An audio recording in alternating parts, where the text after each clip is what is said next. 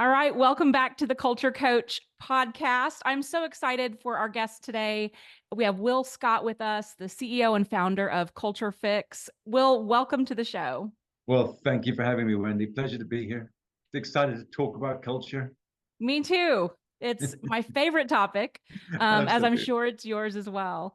Yeah. Well, so let's start out. Tell the audience a little bit about yourself and your career and how you ended up starting Culture Fix. Yes. Well, look, I'm an entrepreneur first, right? I've been a member of the Entrepreneurs Organization for almost as long as I can remember now, and had a couple of tech businesses there, which after exiting those, friends, many of them entrepreneurs and other business owners asked me, hey, well, you seem to have a good thing going over there. It helped you be successful. Would you come and help me with my culture? Because can you believe, Wendy, a lot of people don't like the way it feels in their own organization anymore, the company that they built and grew. Mm, So they asked me for help. And then I thought, yikes, I'd better codify what I did in my own company. So I wrote the books, hence the Culture Fix, which is now a process. And we now have coaches helping us spread this good word and do this work all over the world. wonderful. And I'm curious, are you still with EO? Still with the Entrepreneurs Organization, absolutely, yes. Joined in 2006, and I'm still a member here in 2024. Interesting. I had a Yeah, short stint as an entrepreneur throughout my career. I mean, I am now one. yeah, But in 2012 I was as well, and we weren't quite to the $1 million mark. So I was in that accelerator program. Had a really great experience. We were exposed to the other EO members that were over that yeah, $1 million threshold, and it was really I really think it laid a good, strong foundation for me now to be doing the work, building my business that I am, just that absolutely. In exposure with fact, you. that's one of my roles. I'm still very active Okay. as an accelerator coach, trainer, Oh, and board member. Yes. wonderful. Okay, great. So you obviously know a lot about that CEO role and the responsibility that they have really in setting the tone for the culture. At least that's my personal belief. What's your belief on what the role of the CEO is in culture? Oh, yeah. Yes. Thank you. Well, so one of the things that's different about us, I mean, look how many, gurus, to use that word, have written about this and the importance of core values. And they tend to focus on the leadership team should go away to a mountaintop or an island and figure out the values and come back and tell their employees what the values are or their organizational population. And they expect them to get on board and to love it and feel it, and but they don't. So Right. actually, we do the opposite. We like to involve all the population in an organization. We do that with surveys, some spot interviews, and then work with a culture team, Wendy, that's made up of the leadership team, yes, but also other representatives from throughout the organization. And we find, and it's a multi-week, multi-month process, and we find this is very successful, that when we launch, everyone is nodding and feeling an affinity with these beautiful words that have carefully been put together and very unique to them. And it shows, it shows the work, it shows the input and the creativity that's gone in. Having said that, where does a CEO fit? He or she is a part of the team. And yes, of course, when we're doing our brainstorming, we're asking, hey, what are the CEO's values? What does she value in the way she works? And what values do you see in her? And those kinds of things. So that is all part of the mix. But in the end, they're everyone's values.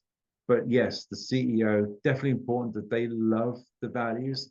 And of course, the bigger the company gets, in some ways, the less influential. Still influential, Right. but we need now the leaders who are leading that to be that sort of the middle managers, the heads of departments, supervisors. Everybody has to lead with values. One of my favorite definitions, by the way, of a great culture is somewhere where people lead with values. Mm. Yeah, Yeah, I love that. So important. And it's really only the values really only add value when they are living and breathing in the organization by those frontline employees. I agree. I love that you use that expression, because I like to say yes.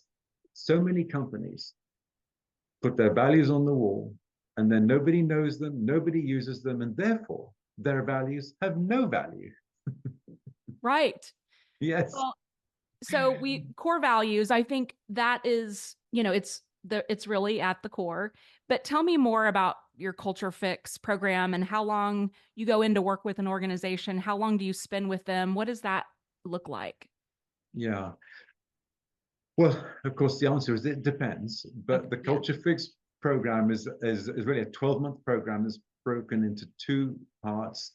What we call culture fulfillment, which is all about the discovery and bringing it to life. We call it the alive, thrive, and drive phase, and roll out of the tools, those kinds of things. And then the second half is culture enrichment, where we go down a layer, work with the leaders to train them to lead with values, and then have deep dives around the tools and each value and each behavior of each value, Mhm. so that when they graduate a year after a year, there really are things are ingrained and the habits have all been changed, and all those good things. So yeah, 12 months split into two: culture fulfillment and culture enrichment. And it's a monthly in-person event, Mm. ideally.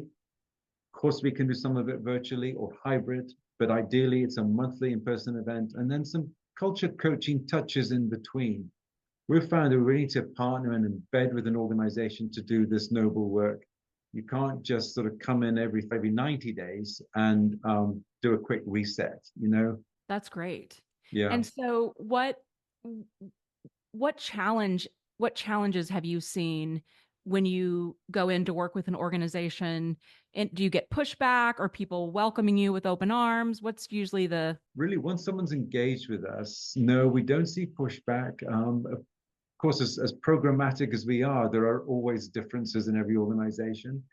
And some of the challenges could range from, uh, in a chaotic company, which might be growing fast, and everyone's time challenge is getting people to show up and take a breath and do this important, fundamental work in a week when they are, swamped with lots of things.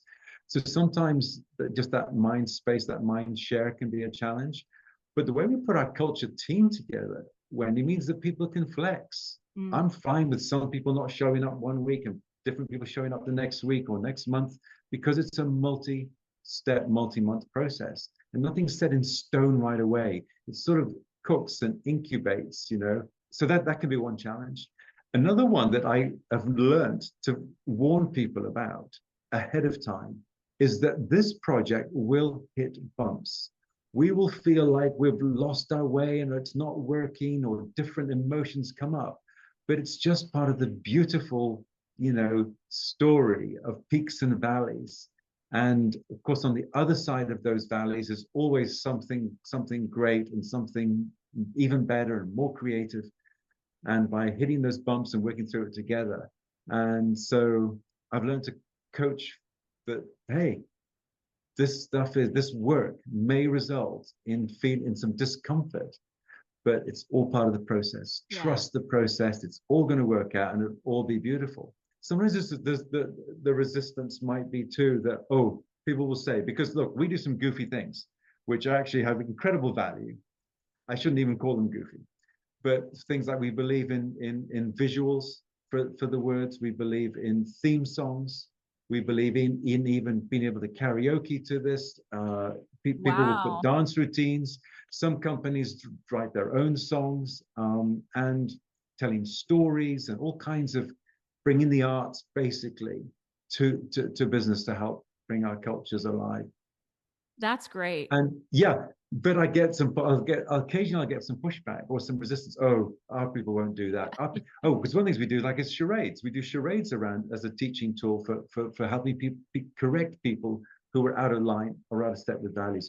Oh, our people would never do that. Oh, a theme song would never work here. This is the sort of resistance I get. Yeah. But people lean in and love it, and in the end everyone gets how, yeah, this is part of culture, is having a great experience at work that's tapping all the senses, not just KPIs for the Mhm. brain, but values for the heart. And let's tap the auditory and visual, and and when you play a theme song or play some music in a meeting, You just see smiles and people kind of maybe getting out of their chair and jigging a little bit. So yeah, sometimes we get resistance to those things, but in the end, people come around. It's that's so refreshing because I do believe, and there's been a lot more, science studies on just embodiment lately. And so how do, we learn, yes, we can learn with our brain, but when it's in a song or in movement and the rest of our body is engaged, there's more Yeah, it you retain more that way. yeah, yeah, absolutely. You'll see, I mean, with a lot of them have been posted on social media, but we always do a launch. And sometimes we'll go into a very serious company where, and by the time we've got to the launch, which takes, as I say, about 6 months, people are just want to be on Yeah. stage and they're jumping around and that's the theme song. They've heard it enough times that that's caught up to them, and they're just feeling it. You see, feeling. And I think Yes. culture is about how you feel in the workplace, and the better people feel, the better the work.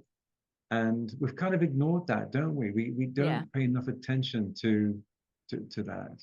Yeah. It's all about performance and what have you done for me lately, instead of about, hey, how are you feeling today? And perhaps if you're feeling good, you're going to do better work. Yeah.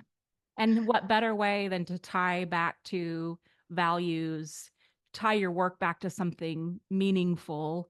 And so I've heard you talk about purpose and your why. And so tell me a little Mm. bit about how that ties into culture for you. Yeah. Again, the obvious thing for cultural definition is core values. So we think Yeah. another important part of a cultural definition is also answering, the why or the purpose, so that people feel meaning for their work beyond simply getting a paycheck. And of course, people have talked about this. I'm not saying it's anything new, but I still haven't found many companies that have done a great job of putting words to what they've all read Simon Sinek, Right. watch the infamous YouTube video, but how many have actually put on their walls some great statement that talks about their why? So we help people with this, and it's always one of the funnest parts. And the words I like to use for this are the goodness we do for the world.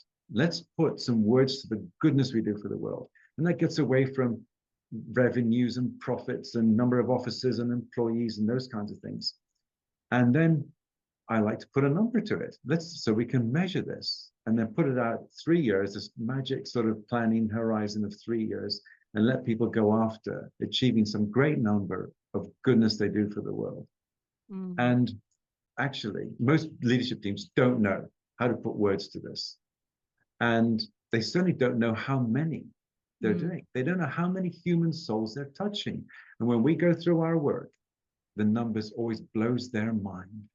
We're working actually with a very large US snack food company, working at a couple of their plants. So I got reacquainted with the brand. I just took a bite of the snack. Thought, oh, it's a little moment of joy in my day. That's a little bit of goodness that this company is doing for me. 1.4 billion.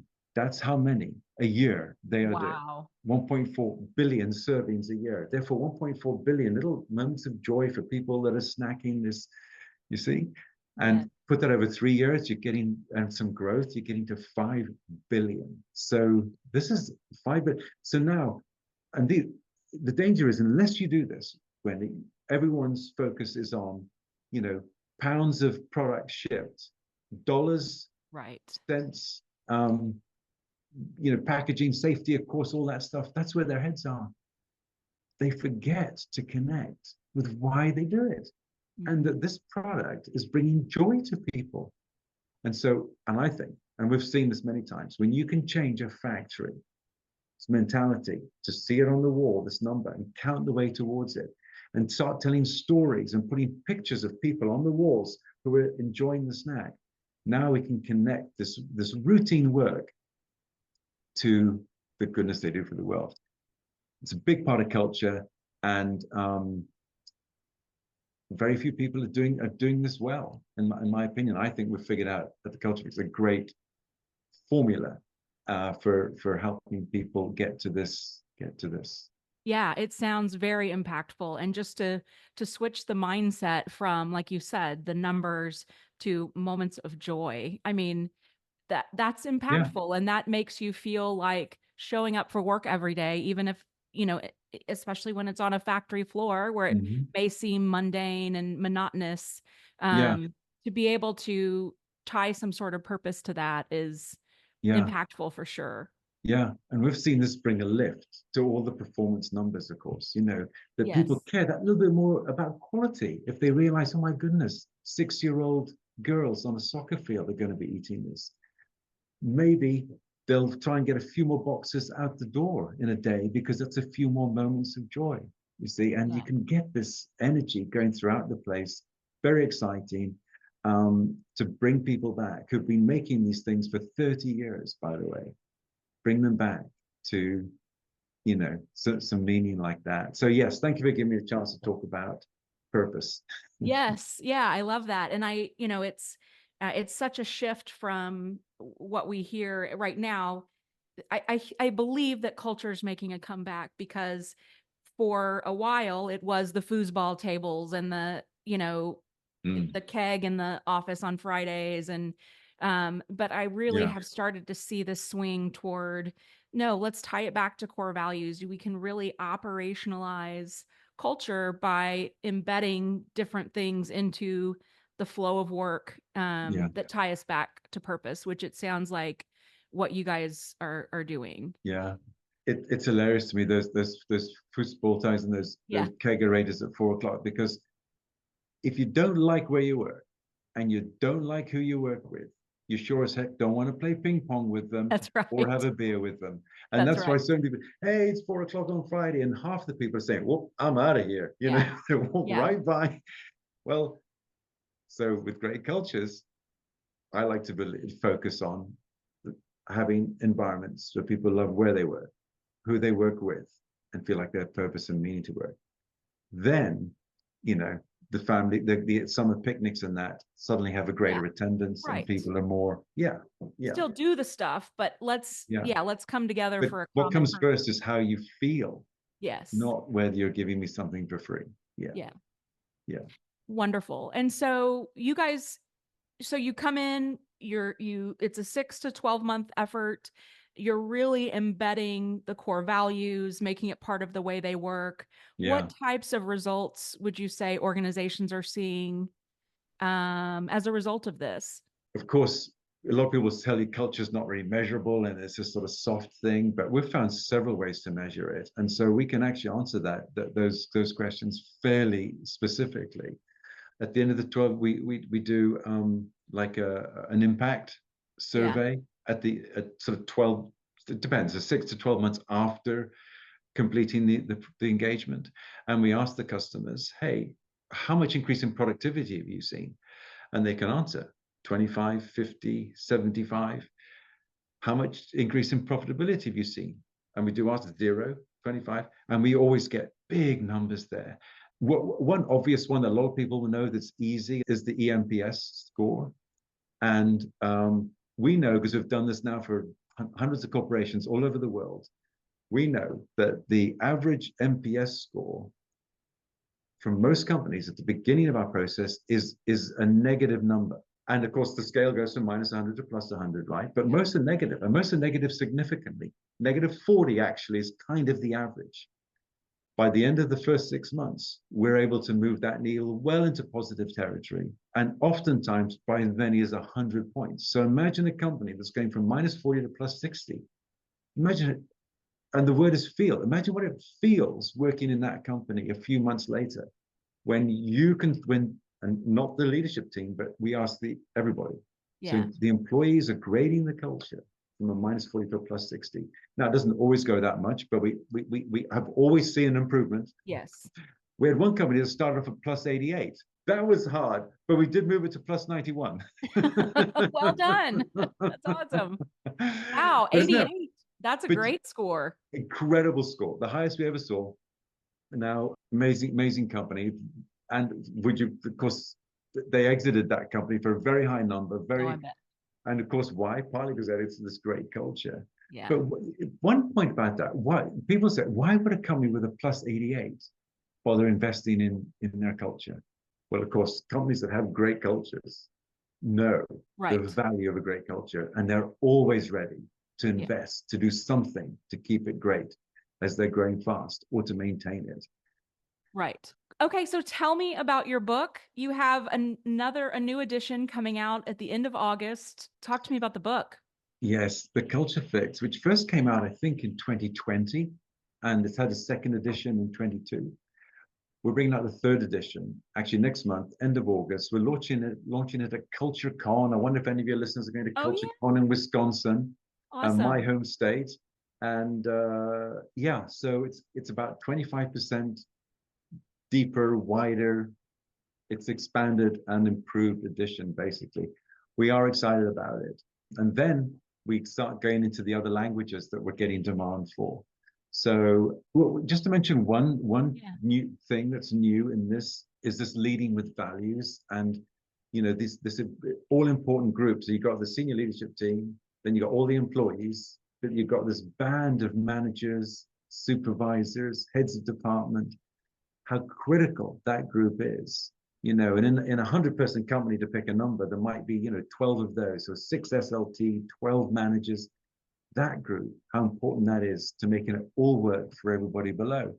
So the SLT doesn't need to or the CEO doesn't need to get to everybody. It needs to work through those key leaders. So the book talks about the 3 O's of basically owning.